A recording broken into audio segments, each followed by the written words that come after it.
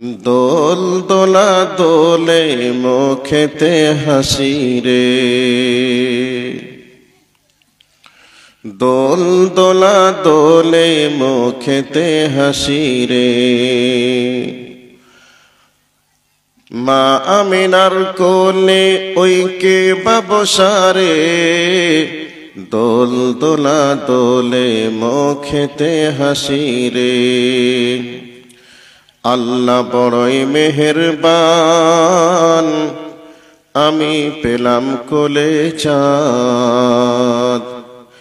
আল্লাহ বড়ই মেহেরবান, আমি পেলাম কোলে চাঁদ।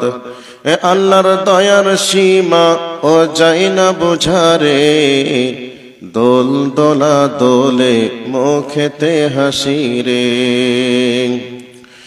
আল্লাহ বড়ই মেহেরবান, আমি কোলে পেলাম চাঁদ। এ তোমার দয়ার সীমা ও যায় না বুঝারে, দোল দোলা দোলে মুখেতে হাসি রে। ও বেটা তোমার আব্বা বেঁচে রইলে, বিদেশ থেকে আসতো ফিরে, আর আনন্দ করে কোলে নিত যে তোমায়, দোল দোলা দোলে মুখেতে হাসি রে। মা আমিনার কোলে ওই কে বাবসারে, দোল দোলা দোলে মুখেতে হাসি রে। উপস্থিত সম্মানিত চলমান সভার নির্বাচিত সুযোগ্য সভাপতি সাহেব, উপস্থিত উলামায়ে কেরাম, সামনে বসে থাকা ইসলাম পিপাসিত শ্রোতা মণ্ডলী, পর্দার অন্তরালে অবস্থানরতা আমার জননীর জাতি মা ও বোনেরা, প্রশংসা আল্লাহ পাকের, যিনি আমাদেরকে অগণিত মানুষের ভিতর থেকে কিছু মানুষকে পছন্দ করে ভালোবেসে কোরআন সুন্নাহর মজলিসে বসার তৌফিক দান করেছেন। সে আল্লাহ পাকের প্রশংসা অন্তর থেকে আদায় করি, সকলে বলি আলহামদুলিল্লাহ। তার পরে শান্তি বর্ষিত হোক মহানবী বিশ্বনবী মুহাম্মদুর রাসূলুল্লাহ সাল্লাল্লাহু আলাইহি ওয়াসাল্লামের উপর, আল্লাহুম্মা আমিন। আপনাদের উপস্থিতির দিকে লক্ষ্য রেখে,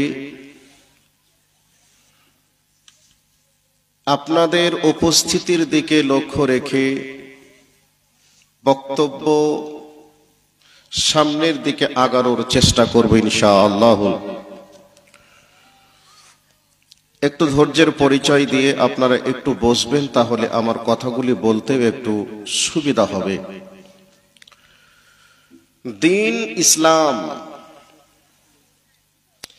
এমনি এমনি এসেছে এটা নয়। দিন ইসলাম আসার পূর্বে অগণিত প্রাণ দুনিয়ার বুক থেকে চলে গেছে। দিন ইসলাম আসার পিছনে মানুষের দেহ থেকে রক্ত ঝরাতে হয়েছে। দিন ইসলামকে আমাদের কাছে পৌঁছে দেওয়ার জন্য অসংখ্য মা তার সন্তানকে ইসলামের জন্য উৎসর্গ করেছে। ইসলামের জন্য অসংখ্য নারী বিধবার সাজসজ্জা গ্রহণ করেছে। ইসলামকে আমাদের কাছে পৌঁছে দেওয়ার জন্য কোটি কোটি টাকা খরচ করে আজকে আমাদের কাছে এসেছে ইসলাম। আর এই ইসলামকে পেয়ে আমরা হাসির পাত্র, হাসির খোরাক আমরা বানিয়ে ফেললাম। আপনাকে একটা ছোট্ট করে হাদিসের দিকে লক্ষ্য রেখে চলে যাচ্ছি। হযরতে খাব্বাব বিন আরাত রাদিয়াল্লাহু তাআলা আনহু দুশমনদের অত্যাচারে যখন জর্জরিত, কষ্টেই আর যখন লোড নিতে পারছেন না, এমতো অবস্থায় রাসূলের কাছে গিয়ে বলছেন, ইয়া রাসূলুল্লাহ, আলা তাদউ লানা আলা তাস্তানসুর লানা। হে রাসূল, সেই বিজয় দিন কবে আসবে? সেই বিজয়ের জন্য আল্লাহর কাছে দোয়া করুন, যাতে করে আল্লাহর পক্ষ থেকে সাহায্য আসে।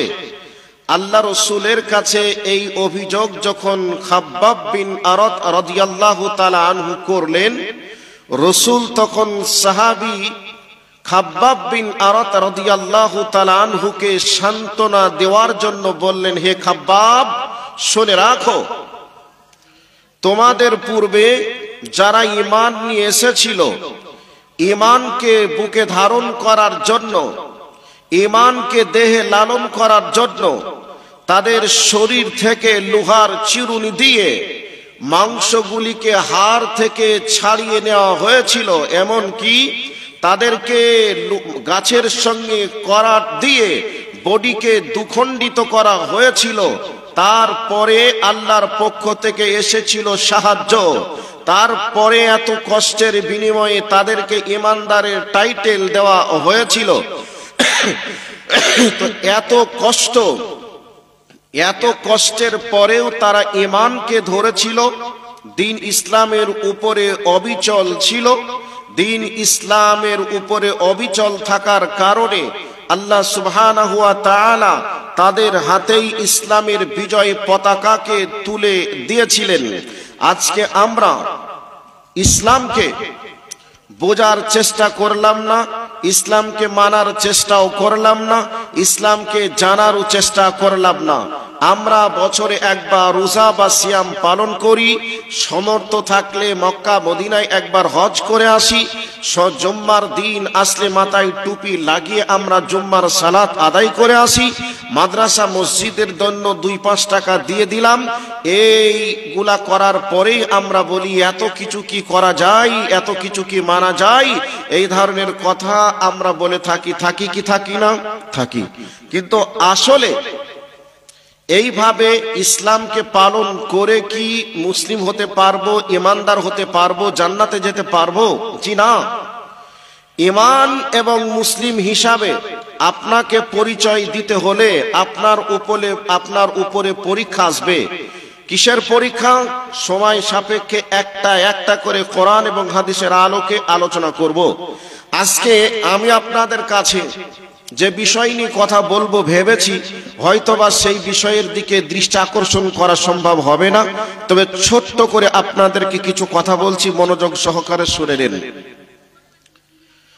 সাহাবায়ে কেরাম আলাইহিম আজমাইন এই পৃথিবীর বুকে ইসলামের জন্য অনেক কষ্ট তিনারা করেছেন। শুধুই বিশ্বনবী জনাবে মুহাম্মদুর রাসূলুল্লাহ সাল্লাল্লাহু আলাইহি ওয়াসাল্লাম এবং তিনার সাহাবীরা যে ইসলামের জন্য কষ্ট পেয়েছেন এমনটা নয়। এর আগে বা বিশ্ব নবীর আগে যত নবী দুনিয়াতে এসেছিলেন, সমস্ত নবীকে আল্লাহ সুবহানাহু ওয়া তাআলা ধৈর্যের পরিচয় নিয়েছিলেন।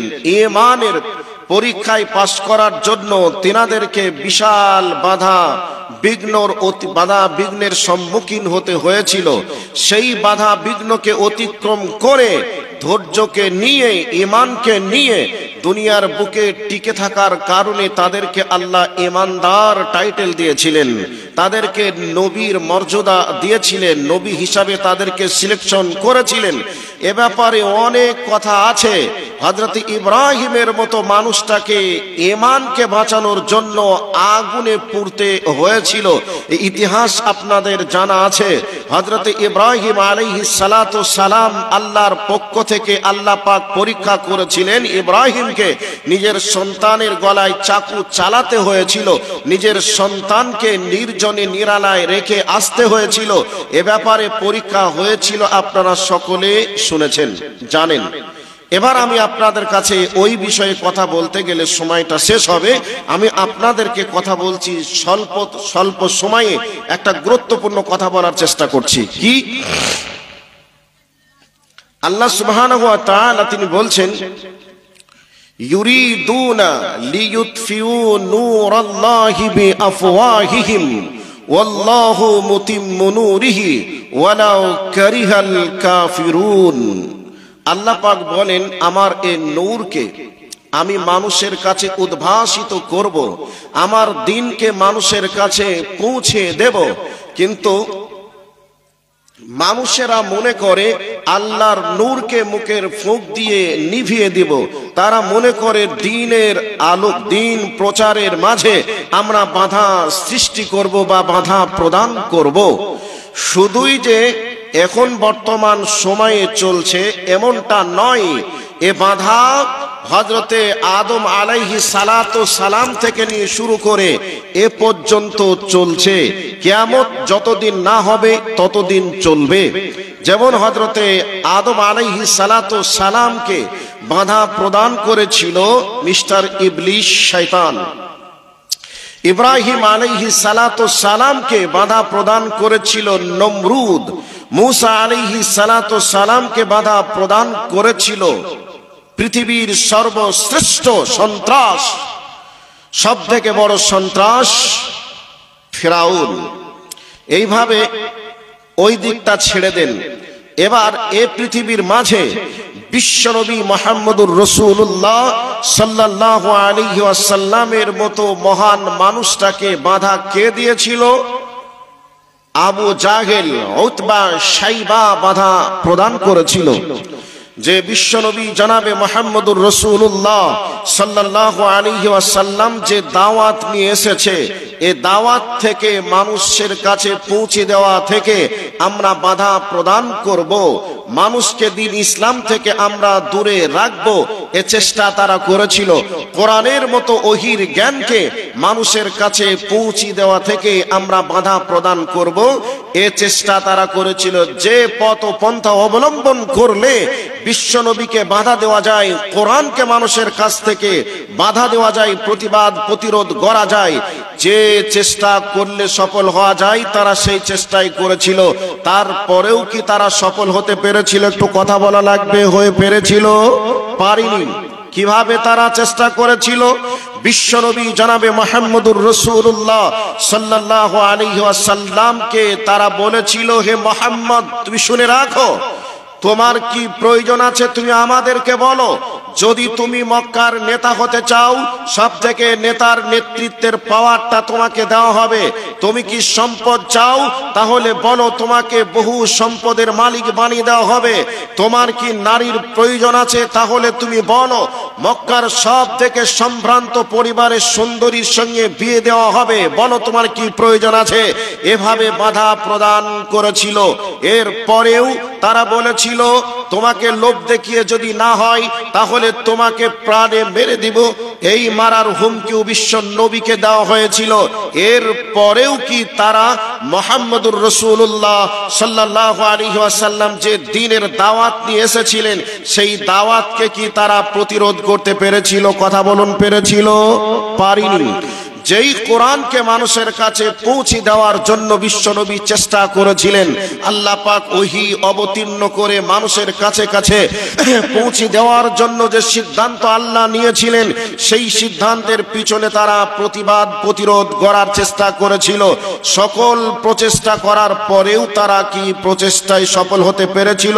পারেনি।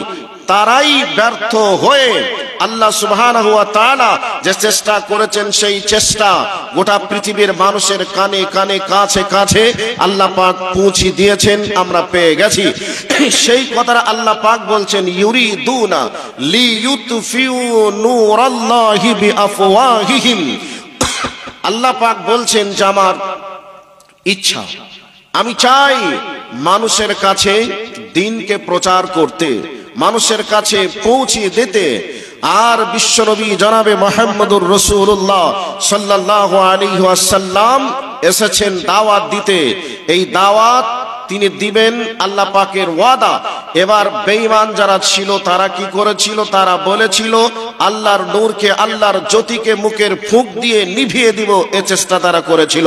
আচ্ছা বলুন, আপনারা সামনে যারা বসে আছেন, এই যে হ্যালোজিন জ্বলছে, এটা কি মুখের ফুঁক দিয়ে নেভানো সম্ভব হবে? কথা বলুন, সম্ভব হবে? সম্ভব হবে না। তো এতগুলো মানুষ মিলে যদি আমরা চেষ্টা করি, সম্ভব হবে না।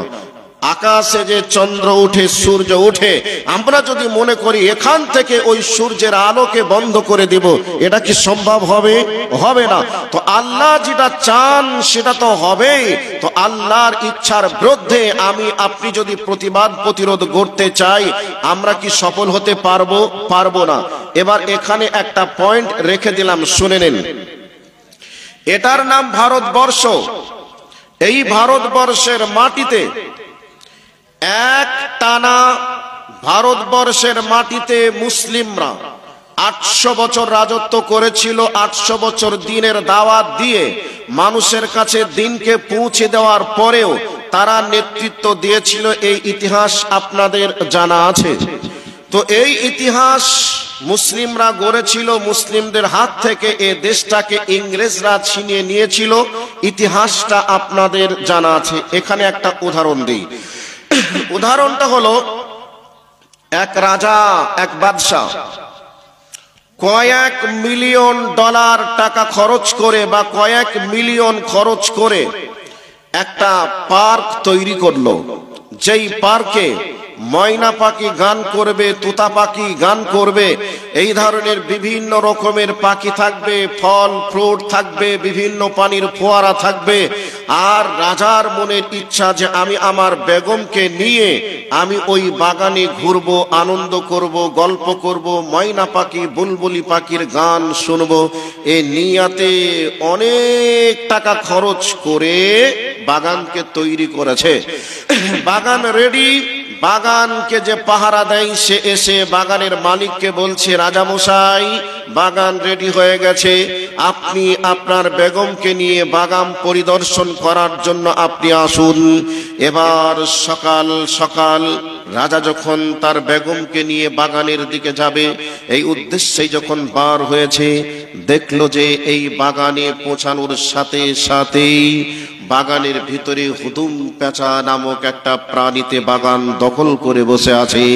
এমন বিকট আওয়াজ শুরু করেছে, ময়না পাখির গান আর তোতা পাখির আওয়াজ। আর রাজার কান পর্যন্ত পৌঁছায় না, শুধুই পৌঁছায় হুদুম পেঁচার কিচির কিচির আওয়াজ।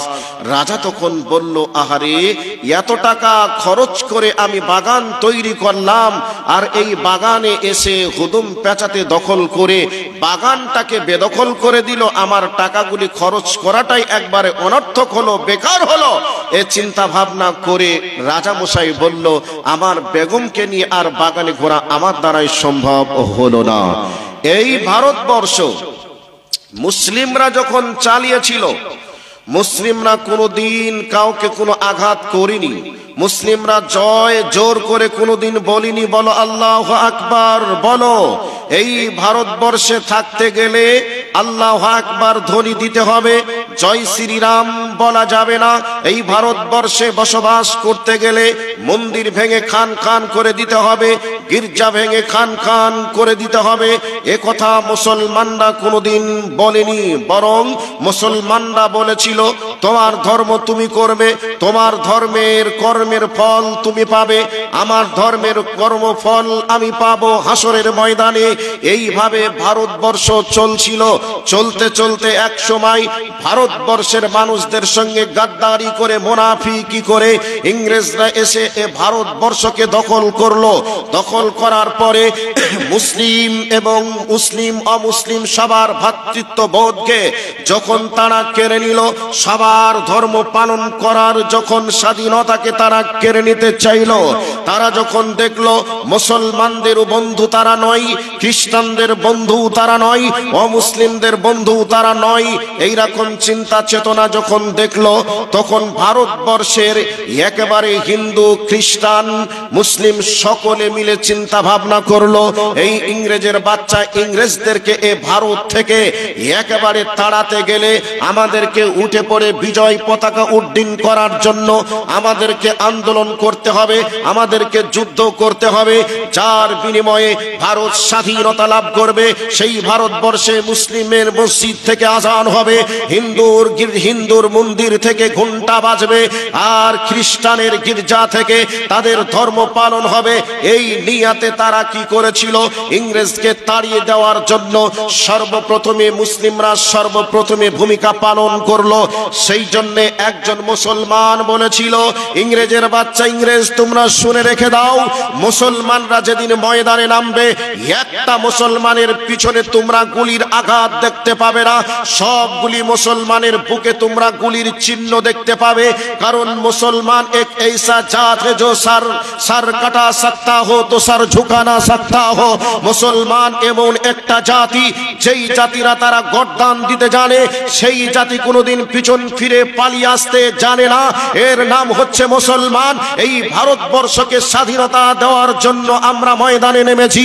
ময়দানে নেমে আমরা জীবন দিব, ঠিক আছে, আমরা গর্দান দিব, ঠিক আছে, আমরা জীবনকে বাঁচানোর জন্য ময়দান থেকে আমরা পালিয়ে আসবো না, পালিয়ে আসবো না। কাজেই এই ভারতবর্ষেই মুসলমান বাস করবে, হিন্দু বাস করবে, খ্রিস্টান বাস করবে, শিখ বাস করবে, ইসাইরা বাস করবে। এই ভারতবর্ষকে স্বাধীন করতেই হবে। কারণ ইংরেজরা যখন মুসলমানের এক যুবকের সামনে বোনকে ধর্ষণ করলো, হিন্দুর সামনে তার বোনকে যখন ধর্ষণ করলো, এইরকম অরাজকতা যখন চালাতে লাগলো, তখন তারা ভাবলো এ ভারতবর্ষেই আমরা আর বসবাস করতে পারবো না, আমরা তাদের গোলামি হয়ে আর থাকতে পারবো না, আমাদেরকে বাঁচতে হলে লড়াই করে বাঁচতে হবে, বিজয় পতাকা তুলতেই হবে, ভারতকে স্বাধীন করতেই হবে। এই নিয়াতে হিন্দু মুসলমান খ্রিস্টান এক হয়ে ইংরেজদেরকে যখন দেশ থেকে তাড়ানোর জন্য সর্বপ্রথম ভূমিকা পালন করেছিল, সেই ভূমিকার সর্বপ্রথম ছিলেন মাওলানা সাহেবরা। আর এই মাওলানা সাহেবদের সঙ্গ হয়ে এই ভারতবর্ষের হিন্দু মুসলমান সবাই আন্দোলনে শরীক হলো। সেই অবস্থায় কি ছিল? মুসলমানরা যদি মুখে দাড়ি রাখতো, ট্যাক্স দিতে হতো ইংরেজদেরকে। একটা মসজিদ যদি পাকা থাকবে, পাকা মসজিদের জন্য 1000 টাকা ট্যাক্স দিতে হতো। যদি মসজিদ কাঁচা হয় তাহলে তাদেরকে 500 টাকা ট্যাক্স দিতে হতো। আচ্ছা বলুন, সেই সময় ভারতবর্ষকে মুসলমানরা স্বাধীন করার জন্য মুসলমানরা মসজিদে নামাজ পড়তে পেত না, হিন্দুরা গির্জায় গিয়ে মন্দিরে প্রণাম করতে পারত না। এইরকম একটা সিচুয়েশন তৈরি কারা করেছিল? ইংরেজরা করেছিল।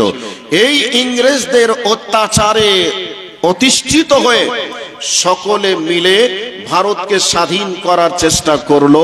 সেই সময় 25,000-এর উপরে, শুধুমাত্র 25,000-এর উপরে আলেমরা জীবন দিয়েছিল ভারতকে স্বাধীন করতে গিয়ে। এরপরে 92,353 জন শহীদ হয়েছিল। দিল্লির একেবারে গেটে আজ পর্যন্ত লেখা আছে মুসলমানরা কত হাজার জীবন দিয়েছিল। তাহলে 92,353 জন জীবন দিয়েছিল ভারতকে স্বাধীন করতে গিয়ে। তার মধ্যে 53,353 জন ছিল মুসলমান। এরা জীবন দিয়ে ভারতকে স্বাধীন করলো। আজকে বর্তমান সময়ে এই ভারতবর্ষের মাটিতে মুসলমানদেরকে বলা হচ্ছে, তোমরা এই ভারতবর্ষের মাটিতে বসবাস করতে গেলে তোমাদেরকে বলতে হবে জয় শ্রীরাম। যদি তোমরা জয় শ্রীরাম বলো তাহলে তোমরা ভারতবর্ষে বসবাস করতে পারবে। যদি তোমরা জয় শ্রীরাম স্লোগান না দাও তাহলে তোমরা ভারতবর্ষে বসবাস করতে পারবে না। এই ব্যাপারে মাওলানা সলমান আজহারিকে গ্রেফতার করা হয়েছে। মাওলানা সলমান আজহারি বোম্বাই বাড়ি, এই মাওলানা সলমান সাহেবকে গ্রেফতার করা হয়েছে। মসজিদে ঢুকে মাওলানা সাহেবের ঘরের তালা জোর করে ভেঙে মাওলানা সাহেবকে বার করে বলা হয়েছে, বলো জয় শ্রীরাম। জয় শ্রীরাম বললে তুমি ভারতে থাকতে পাবে, আর জয় শ্রীরাম না বললে ভারতে থাকতে পাবে না। সেই বেচারাকে যে মসজিদ থেকে বার করে পিটতে পিটতে মারতে মারতে জেলখানার মধ্যে নিয়ে যাওয়া হলো। জেলখানায় পুলিশের সামনে মাওলানা সাহেবকে পিটানো হলো, মারা হলো। এর পরেও মাওলানা সাহেবের ঘুরিয়ে কেস হলো যে তোমাকে জয় শ্রীরাম বলতে বলেছে, তুমি বলনি কেন? অবশ্যই তোমার এটা অপরাধ, এই অপরাধের কারণে তোমাকে জেলখানার মধ্যে যেতে হবে। মাওলানা সাহেবকে জেলের মাটিতে যেতে হলো। আমার বলার উদ্দেশ্য হলো এটাই, যেই ভারতবর্ষেই মুসলমানরা মুখে দাড়ি রাখলে ট্যাক্স দিতে হতো, যেই ভারতবর্ষে মুসলমানরা একটা পাকা মসজিদ করলে 1000 টাকা ট্যাক্স দিতে হতো, যেই ভারতবর্ষেই মুসলমানরা একটা কাঁচা মসজিদ তৈরি করলো 5000 টাকা 500 টাকা ট্যাক্স দিতে হতো। আচ্ছা বলুন, সেই ইংরেজদের আমলের সঙ্গে বর্তমান সময়কে যদি একটু কম্পেয়ার করা যায়, তাদের থেকে এই নরপশু যারা ভারতবর্ষেই যারা আজকে দাবি করে বসে আছে, যারা বলছে যে ভারতবর্ষকে আমরাই স্বাধীন করেছি, সেই স্বাধীন করার সময় সেই মামুর বেটারা কোথায় ছিল? আর আজকে যাদের রক্তের উপরে এই ভারতবর্ষ স্বাধীন হলো, সেই মুসলমানদেরকে নিয়েই আজকে ছিনিমিনি খেলা হচ্ছে। আসলে তারা দেশের বন্ধু নয়, তারা দশের বন্ধু নয়, তারা জনগণের বন্ধু নয়।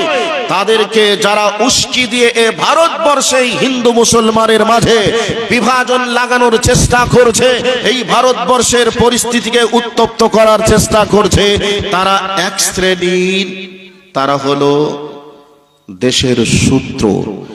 সেই দেশের শত্রু, তারা এ দেশের সম্পদকে ইংরেজদের মতো লুটপাট করে বিদেশে গাড়ি বাড়ি তারা তৈরি করেছে।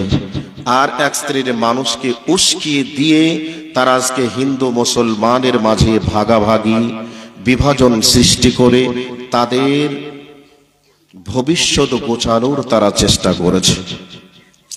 এবার আপনাকে ছোট্ট করে কথা যেটা বলছি সেটা হলো এই, তারা যে চেষ্টা করছে মুসলমানকে জয় শ্রীরাম বলতে হবে, মুসলমানদের মসজিদ ভেঙে মন্দির তৈরি তারা করবে, এর পরেও কি তারা এই ভারতবর্ষ থেকে মুসলমান শূন্য ভারতবর্ষ গড়ব এ চিন্তা তারা করছে? এটা কি আদৌ সম্ভব হবে?